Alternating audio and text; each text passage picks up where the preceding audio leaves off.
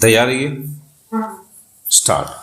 प्रत्युत्तरदाता संख्या 1 मूलवादी ने अपने पिता मोहम्मद इलियास के भाई मोहम्मद इदरीस प्रतिवादी संख्या 1 और उसके पुत्रगण प्रतिवादी संख्या 2 से 7 के विरुद्ध वादग्रस्त संपत्ति ए में 14/16 हिस्से तथा संपत्ति बी में आधे हिस्से के लिए अतिरिक्त उप न्यायालय तिरुवनंतपुरम केरल के न्यायालय में मूल वाद संस्थित किया था। विराम। वादी के पिता और प्रतिवादी संख्या 1 जैनम बीवी, जिनकी मृत्यु 1955 में ही हो गई थी, वे पुत्रगण हैं। विराम। संपत्ति ए और बी जैनम बीवी की संपत्ति थी। विराम। संपत्ति ए को जैनम बीवी ने मोहम्मद इलियास के पक्ष में दान कर दिया था। विराम।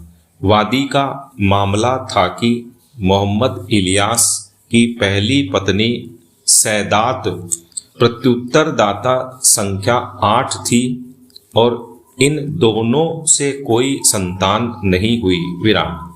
इसके बाद मोहम्मद इलियास ने वर्ष 1945 में वली अम्मा एक हिंदू महिला से विवाह कर लिया। विराम। बाद में वली अम्मा का नाम सौदा बीवी रख दिया गया, जिससे शमसुद्दीन का जन्म हुआ। विराम। बाद में वर्ष 1947 में मोहम्मद इलियास की मृत्यु के बाद वली अम्मा सौदा बीवी ने एलियार कुंजू से विवाह कर लिया। विराम। वादी का दावा था कि वह मोहम्मद इलियास और सौदा बीवी का इकलौता पुत्र था, इसलिए संपत्ति ए में उसका 14/16 यानी 7/8 हिस्सा बनता है और जैनम बीवी के बाद उसकी संपत्ति बी में उसका आधा हिस्सा बनता है, क्योंकि वह उनके पुत्र का पुत्र है। विराम। पहला। प्रतिवादी गण का मामला था कि वली अम्मा मोहम्मद इलियास से विधितः विवाहित पत्नी नहीं थी और विवाह के समय एक हिंदू महिला थी तथा विवाह के समय उसने मुस्लिम धर्म स्वीकार नहीं किया था। विराम। इसलिए वली अम्मा का पुत्र होने के कारण वादी मोहम्मद इलियास संपत्ति में किसी भी हिस्से का हकदार नहीं है और कि मोहम्मद इलियास की मृत्यु वादी के जन्म 1949 से 2 वर्ष पूर्व ही हो गई थी। विराम। पैरा। विचारण न्यायालय ने वादी का वाद आज्ञापित कर दिया, किंतु प्रथम अपीलीय न्यायालय ने अपील स्वीकार करते हुए विचारण न्यायालय के निर्णय और आज्ञप्ति को निरस्त कर दिया। विराम।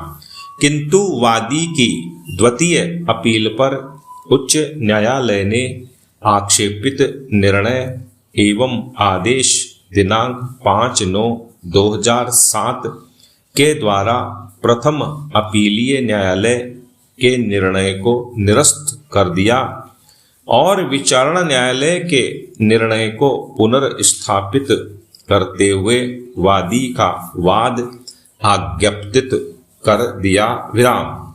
इसलिए मूल प्रतिवादी प्रतिनिधि के द्वारा यह अपील प्रस्तुत की गई। विराम। पैरा। निर्णय 1। विवाह और विवाह से उत्पन्न संतानों पर स्थापित मुस्लिम विधि और उस पर इस न्यायालय के तथा विभिन्न उच्च न्यायालय के निर्णयों पर विचार करने के पश्चात हम निष्कर्षित करते हैं कि किसी मुस्लिम व्यक्ति का किसी मूर्ति पूजक अथवा अग्नि पूजक महिला के साथ किया गया विवाह न तो वैध सही है विवाह है और न ही शून्य बातिल विवाह, बल्कि यह एक अनियमित फासिद विवाह होता है। विराम। ऐसे फासिद विवाह से उत्पन्न कोई संतान अपने पिता की संपत्ति में एक हिस्से का दावा करने का हकदार है। विराम। यहाँ यह भी कहना उचित होगा कि एक हिंदू महिला का किसी मुस्लिम पुरुष से किया गया विवाह भी न तो एक वैध विवाह है और न ही एक नियमित विवाह, अपितु यह एक अनियमित फासिद विवाह होता है। विराम। पैरा 2। उपर्युक्त के विचार में विचारण न्यायालय एवं उच्च न्यायालय यह निष्कर्षित करने में न्यायोचित थे कि वादी मोहम्मद इलियास और वली अम्मा का धर्मज पुत्र है और विधि के अनुसार उसकी संपत्ति में अपना हिस्सा प्राप्त करने का हकदार है। विराम। उच्च न्यायालय विचारण न्यायालय के द्वारा पारित आज्ञप्ति में संशोधन करने और वादी के पक्ष में समुचित हिस्सा आदेशित करने में भी न्यायोचित था। विराम। हमारे समक्ष हिस्से की मात्रा के संबंध में कोई प्रश्न नहीं उठाया गया है। विराम। तदनुसार अपील को निरस्त किया जाता है। विराम। पैरा 3। अभिलेख पर अनेक दस्तावेज प्रस्तुत किए गए हैं जो भारतीय साक्ष्य अधिनियम 1872 की धारा 35 के अधीन सुसंगत हैं। विराम।